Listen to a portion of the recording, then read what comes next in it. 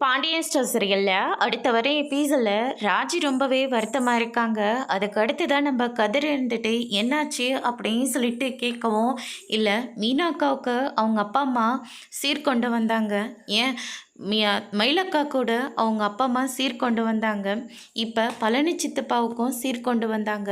ஆனால் எனக்கு யாருமே எடுத்துகிட்டு வரலையே அப்படின்னு சொல்லிட்டு நம்ம ராஜி இருந்துட்டு ரொம்பவே ஃபீல் பண்ணி பேசிகிட்டு இருக்காங்க.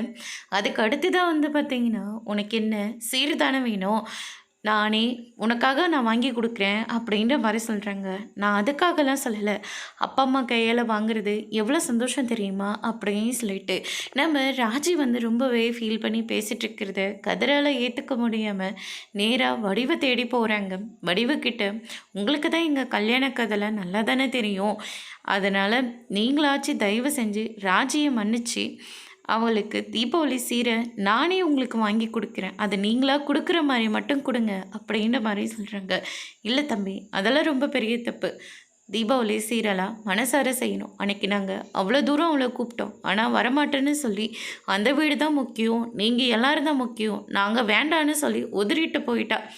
ஒரு வார்த்தை கூட அம்மா அப்பா வாங்க இத்தனை நாள் கழிச்சு என்னை கூப்பிட்ருக்கீங்க, நான் உங்களோட வரேன்னு சொல்லி ஒரு வார்த்தை கூட அவள் எங்ககிட்ட பேசவே இல்லை. அவளுக்காக செய்ய வேண்டியது நிறையவே இருக்குது.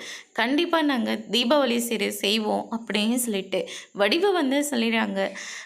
ராஜி ஆசைப்பட்ட மாதிரி கதிர் ஒரு வழியாக வடிவுக்கிட்ட பேசி ராஜிக்கு சேர வேண்டிய எல்லா நகையும் கொண்டு வந்து கொடுக்குறாங்க. அதோடு இன்னைக்கான பிரம முடிச்சிருக்காங்க.